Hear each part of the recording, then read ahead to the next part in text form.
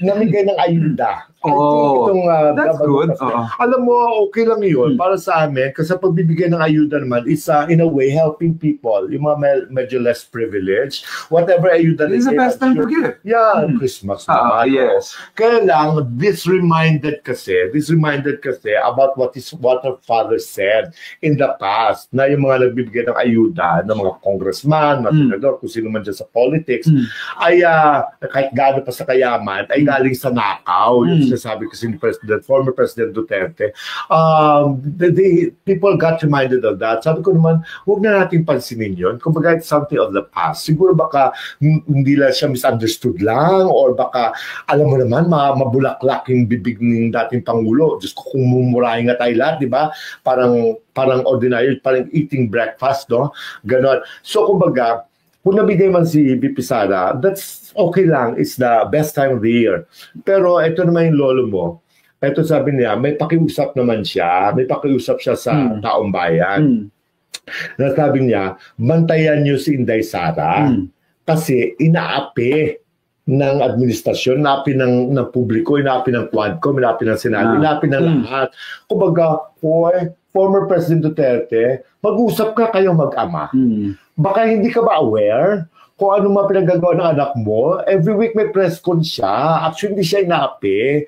Yung simpleng tanong lang sa kanya about that confidential fund, kung ano man mangyari dyan sa problemang yan, ay sagutin lang sana niya. Doon pa lang kasi madami na siya mga butas, mga irregularities. Kumbaga, huwag mo sabihin inaapi ang anak mo. Gumagawa siya ng paraan para maapi siya. Kasi sabi ni Duterte, ni former president, sa pangatlong pagtungtong natin dito, wherever that stage is, ang presidente niya at that time, by then, ay si Sara. Para bang, is this for the future or you're saying it now? Para may plano ba kayo or what? Hindi ko maintindihan. Kumbaga tama na, kumbaga Christmas, tumigil na kayo, hindi kayo napapagod. Hindi kayo napapagod sa kagagawa ng kwento na actually, sa totoo lang, nagiging kasiraan ninyo. Nakakalungkot lang. No, tama na. No, parang kung ano nang sasabihin niya at you hate Duterte, kahit anong sabihin niya, you will really say something bad.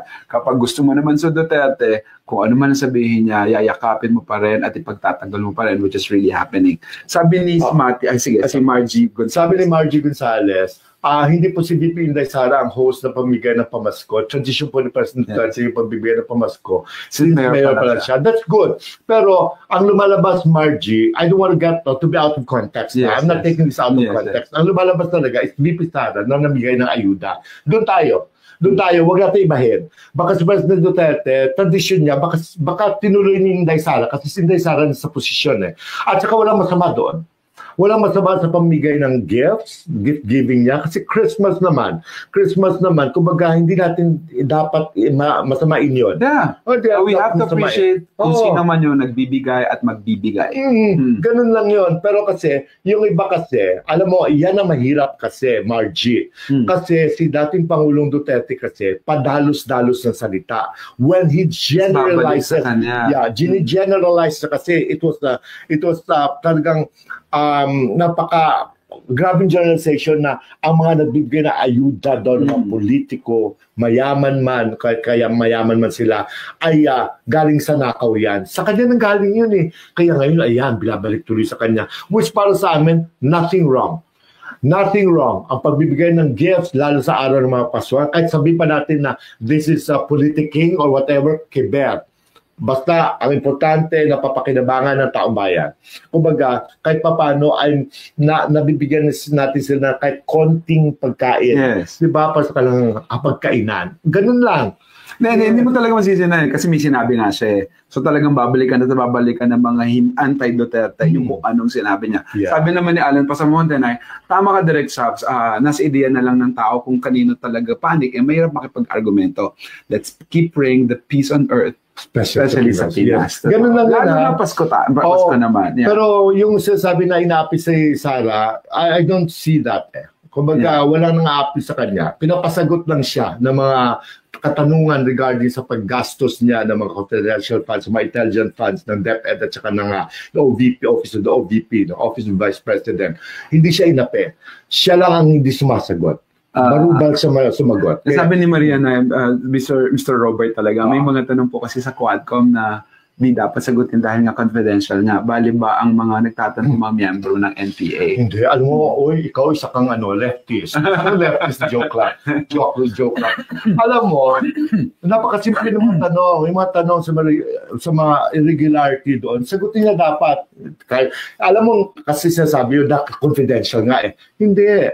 May pananagutan sila doon. Kahit confidential, hindi naman talaga public pinapaan. Pero nakitaan kasi ng irregularity.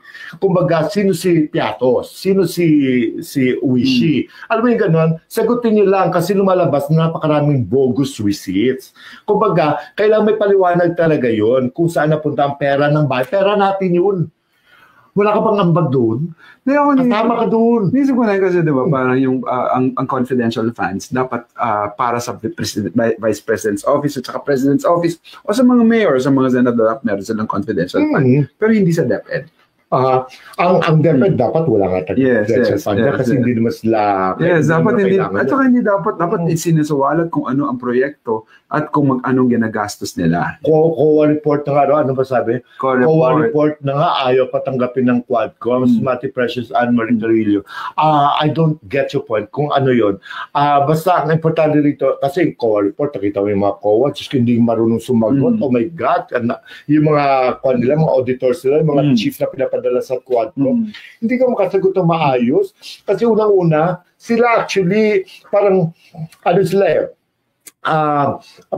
parang kakunay din sila minsan eh. Hindi ko sasabi in this particular thing kasi tinatanong sila, bakit pinayagan nyo makalusot?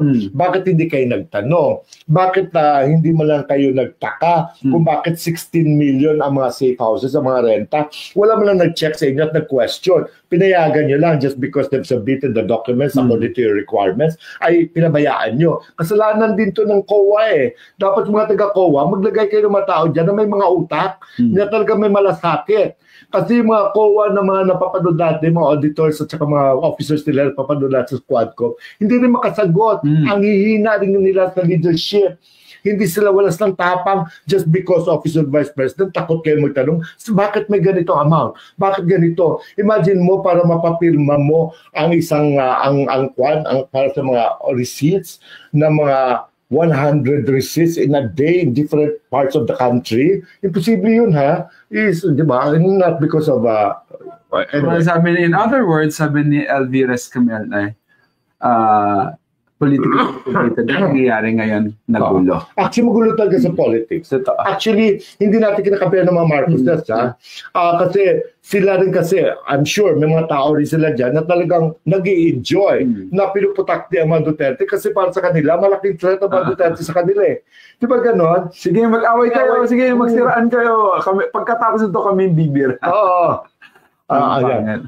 Bulacan Baby Mahandog, ano yan, sabi niya. Sir Jobert, hindi mo ba alam na clear ng COA si BP pero hindi nabalita ng mainstream media? Walang ninakaw si BP Sara. Okay, sige na. Hindi ko sabing nagnakaw siya pero hindi malinaw yung mga explanation ng kanyang office. Kaya yun ang check ng COA. Hindi kiniklear na COA nga, mga bubita pang ibang mga auditors, no? Diyos ko, dapat ka palitan sila. Kasi nga, hindi na ma-explain. I-clear nila talaga because kasi sila kadamay din. At di na mamamayang Pilipino, we deserve to know kung pag may tinanong, we deserve to be answered. Yung may kasagutan dapat. Yun. Ayan, tama sa alam mo. Panalo sa mga nangyayari ngayon. Kaya tahimik sila. Imagine mo. Galing mo doon, Alan. Alan, totoo yan. Imagine mo sa survey ngayon. Sa survey ngayon. Angat dyan, number 1 sa Erwin Tulfo. Pati si Ben Tulfo. Pasok sa Senado. Imagine magkakaroon ng 3 Tulfo sa Senado. At nasasaktan itong si Villar. Wala ang kanyang anak sa top 12. Dapat lang. Ay, nakakapagod din yan. Napahinga lang muna sila. Wala namang ginagawa si Mark Villar. Siya, after na maging DPWH secretary, just daming pera doon, di ba? Tsaka yung nanay niya, di ba? At least graduate na. Kumbaga, pero magkaroon ng 3 Tulfo for the very first time. Halimbawa na magkaroon ng 3 Tulfo sa Senado. Ano na mangyayari sa Senado? Puro na lang mura, hinayupak. Sabi ni Kimberly Nay, lahat po ng politiko may kanya-kanyang agenda. Dahil election na sa 2025, lahat po wala basa ng baho po at tama. Totoo yan, Kimberly. Alam mo, asahan natin yan. That's for sure. Hindi Pero dahil Pasko ngayon at it's still holiday season, yung pagbibigay, huwag na natin masyadong questionin. Sige, magbigay na lang muna sila. Yes, very good. Kagaya ni Grace Beaver na nagbigay ng $10 for the super sticker. Si Rain Cortez, sabi niya, hi, Jobert. Sabi niya, saan siya? Uy, ayan. Ika nga, walang tama't mali sa religion at cults. Totoo yan. Kumbaga, may sinabi si Thelma, si Thelma sa taas. Ano sabi niya? Yan, ito, ano lang natin. Ay, hindi, sa taas pa, meron pa. Sorry. May Thelma, may ano siya dyan. May message siya kanina. Ay, wala. Ayun. Sabi na, good evening, Jobert and Direct.